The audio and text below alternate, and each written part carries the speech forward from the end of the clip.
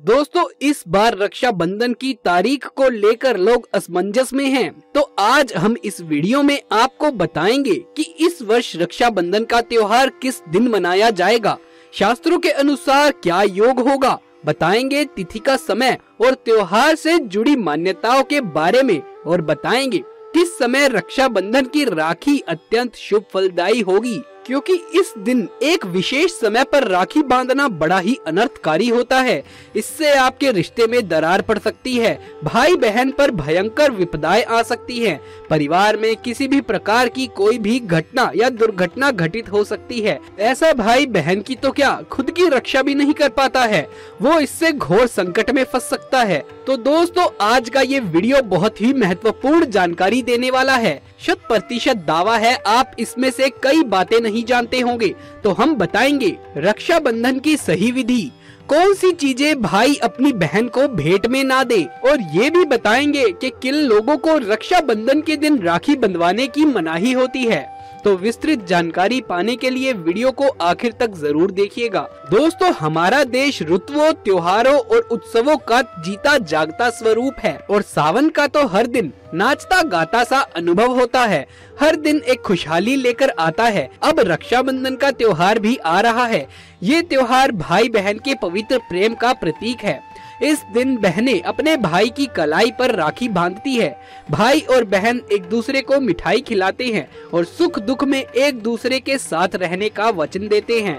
बहनें अपने भाई की लंबी आयु की कामना करती है। दोस्तों इस बार श्रावणी पूर्णिमा तिथि 2 दिन रहेगी, 11 अगस्त को और 12 अगस्त को। यानी 11 अगस्त को पूर्णिमा मध्याह्न व्यापी होगी, चंद्रोदय व्यापी होगी, क्योंकि पूर्णिमा तिथि का आरंभ 11 अगस्त दिन गुरुवार को सुबह 10:38 पर होगा और 12 अगस्त दिन गुरुवार को सुबह 7:05 पर तिथि का समापन होगा। इस बार रक्षाबंधन का महत्वपूर्ण त्योहार 11 अगस्त दिन गुरुवार को मनाया जाएगा। क्या है इस त्योहार का महत्व? दोस्तों रक्षा का मतलब है सुरक्षा और बंधन का मतलब बाध्य होता है। राखी का त्योहार कब शुरू हुआ ये कोई नहीं जानता, लेकिन भविष्य पुराण में वर्णित है कि देव और दानवों में जब युद्ध हुआ तब दानव हावी होते नजर आने लगे थे। तब भगवान इंद्र घबराकर बृहस्पति के पास चले गए। वहाँ बैठी इंद्र की पत्नी इंद्रानी सब कुछ सुन रही थी। उन्होंने रेशम का धागा मंत्रों की शक्ति से पवित्र करके उनके हाथ पर बांध दिया। संयोग से वो श्रावण पूर्णिमा का दिन था। सबका दृढ़ विश्वास हुआ कि इंद्र उस लड़ाई में उसी धागे के मंत्र शक्ति की वजह से जीते।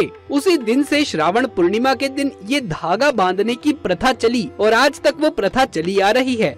ये धागा धन, शक्ति, हर्ष और विजय देने में पूरी तरह से समर्थ माना जाता है। श्रावणी पूर्णिमा को नारियल पूर्णिमा के नाम से भी जाना जाता है और कई क्षेत्रों में इस दिन समुद्र देवता की पूजा की जाती है।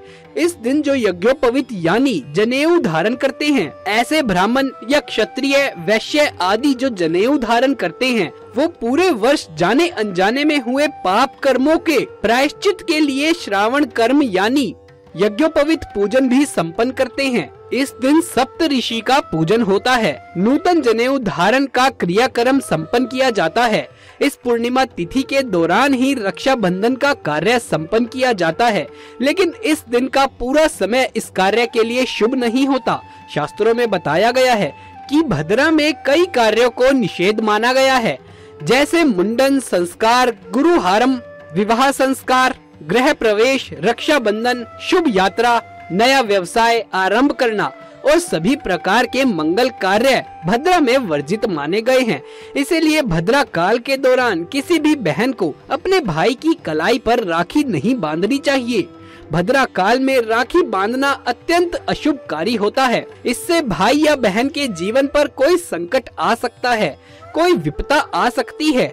भद्रा का समय कब होगा हम आपको बताएंगे। सभी बहनें इस समय को नोट करके रखें और इसे ध्यान में रखकर भद्रा के समय में राखी बिल्कुल भी ना बांधे। दोस्तों इस बार 11 अगस्त को जैसे ही पूर्णिमा आरंभ होगी उसी समय से भद्रा काल भी लग जाएगा, जो कि रात 8:52 तक रहेगा। तो गुरुवार की रात इस समय के बाद राखी बांधने का शुभ मुहूर्त आरंभ हो जाएगा, जो कि देर रात तक चलेगा। तो रक्षाबंधन के पूरे दिन आपको राखी नहीं बांधनी है। किसी भी परिस्थिति में किसी भी कारणवश आपको पूरे दिन कभी भी राखी नहीं बांधनी है। केवल और केवल रात को 8:52 के बाद ही आपको राखी को बांधना चाहिए, अन्यथा आपके घर परिवार में कोई भी अरिष्टा ला सकता है। भाई बहन के जीवन में आपत्ति आ सकती है। परिवार में किसी भी प्रकार की कोई भी घटना या दुर्घटना घटित हो सकती है, इसलिए आप सभी सावधान रहें, सतर्क रहें। वैसे तो रक्षाबंधन आप पूर्णिमा से लेकर जन्माष्टमी तक मना सकते हैं। इस काल में भद्रा काल छोड़कर कभी भी आप राखी बांध सकते हैं, उसका कोई दोष नहीं लगता।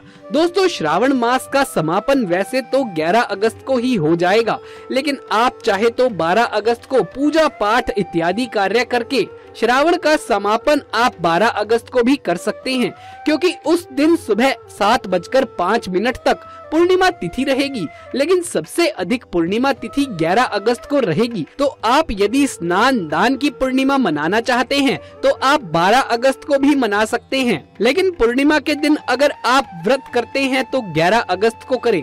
रक्षाबंधन के दिन भाई बहन अगर व्रत रखते हैं तो वो भी 11 अगस्त को रखें।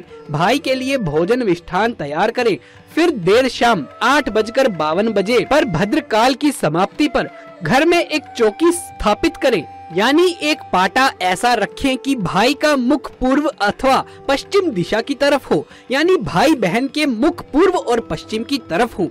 ध्यान रखें, राखी बांधते समय बहनें सिर पर पल्लू ओढ़ ले या दुपट्टा ले ले और भाई सिर को ढक ले। पुराने जमाने में भाई जब राखी बंधवाते थे तब सर के ऊपर टोपी धारण करते थे। अब टोपी ना हो तो आप सर के ऊपर रुमाल रख सकते हैं, कुछ नहीं हो तो आप अपना हाथ सर पर रख सकते हैं, लेकिन खुले सर से ना तो राखी बंधवानी चाहिए और ना ही बांधनी है।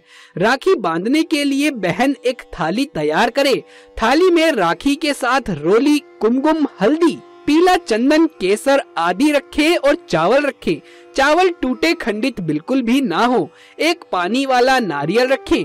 थाली में देसी घी का दीपक रखें। गोल बाती वाला दीपक आपको रखना है। साथ ही एक मिष्ठान और जल का लोटा रखें। सबसे पहले भाई के मस्तक पर बहन अंगूठे से तिलक लगाए। अगर बहन छोटी है और भाई बड़ा है तो अनामिका उंगली से भी अपने भाई को तिलक लगा सकती है। रोली में हल्दी, चंदन और केसर मिलाकर उसका तिलक भाई को लगाना है। फिर तिलक पर अक्षत लगाएं। फिर भाई के हाथ में पानी वाला नारियल रखना है। साथ ही कुछ दक्षिणा, सिक्का या रुपया रखें। फिर भाई के सीधे हाथ में राखी बांधे। ध्यान रखें कि जो राखी आप बांधते हैं उसमें आपको कम से कम 5 गांठें लगानी हैं। फिर भाई का मुंह मीठा कराएं। गुड़ मिश्री का भी मिठाई के रूप में आप उपयोग कर सकते हैं। मिठाई खिलाने के बाद दीपक से अपने भाई की आरती उतारें।